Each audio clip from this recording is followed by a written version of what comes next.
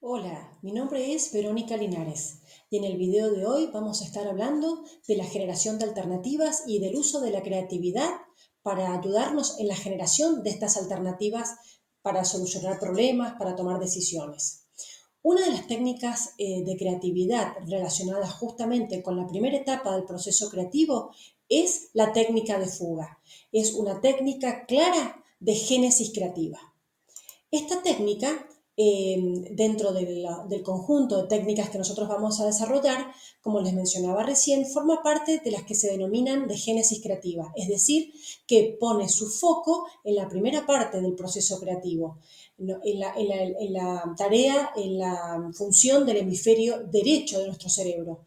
Junto con otras técnicas como la analogía, la tormenta de ideas o los mapas mentales, la técnica de fuga ayuda justamente a hacer foco en la tarea que realiza nuestro hemisferio derecho en el uso de la imaginación y de la creatividad para generar alternativas distintas. Luego vamos a ver en otros videos otras técnicas de creatividad que están más relacionadas con la segunda parte del proceso creativo, es decir, que son técnicas de evaluación o de análisis creativo. Como les decía recién, vamos a desarrollar la técnica de la fuga. Esta técnica es una técnica muy interesante por cuanto realmente ayuda a pensar de forma diferente las cosas. Consiste en suprimir o alterar alguna característica especial del tema en cuestión y encontrar un camino distinto, un camino alternativo para alcanzar el mismo fin, tratando de plantear qué pasaría si las cosas fueran distintas. Es decir, la idea consiste en tratar de suprimir alguna característica esencial de ese tema, de ese objeto, de ese problema en cuestión y pensar qué pasaría si las cosas fuesen de esa forma. ¿Por qué se le llama técnica de fuga? Porque básicamente uno lo que hace es fugarse del deber ser de ese objeto, de ese problema, de esa idea.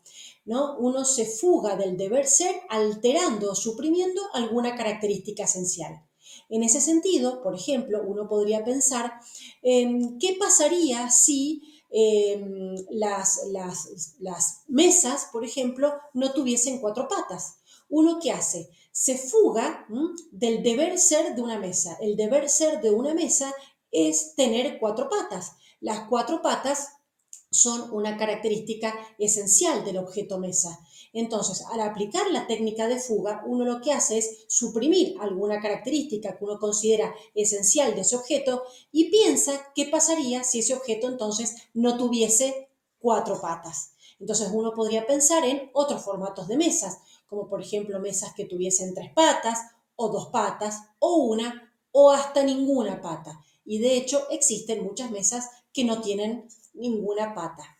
En este sentido, vamos a dar otro ejemplo relacionado con la técnica de fuga y es relacionada con un producto de consumo masivo que en este caso es la lavandina o el cloro doméstico, el que se usa para uso doméstico, el que se utiliza para uso doméstico. Durante muchísimos años, ¿no? Hemos asistido a la comercialización de este producto en el formato, ¿no?, que está en la imagen de la izquierda, en su típico envase amarillo. En este caso estamos presentando el producto de una marca muy conocida y que por supuesto venía en formato líquido, en estado líquido y con el típico y característico olor a cloro, olor a lavandina. Claramente uno podría imaginarse que en esta compañía podrían haber aplicado la técnica de fuga, fugándose, ¿no?, del deber ser de la lavandina. El deber ser de la lavandina hasta ese momento era venir en estado líquido y tener olor a lavandina. ¿No? Cuando uno se fuga del deber ser, le suprime alguna de estas características esenciales y entonces puede pensar en que la lavandina puede tener otra consistencia, no líquida, como en el caso que estamos presentando en la imagen de la derecha, que es gelificado, o hasta inclusive pensar en otras presentaciones que tienen que ver con el aerosol o que tienen que ver con pastillas efervescentes de lavandina o inclusive en toallitas desinfectantes. Lo mismo, uno podría suprimir otro deber ser, que es el característico olor a lavandina, y el hecho es que existen actualmente lavandinas con distintas fragancias. ¿no? Fragancia lavanda, fragancias pino, etcétera, etcétera.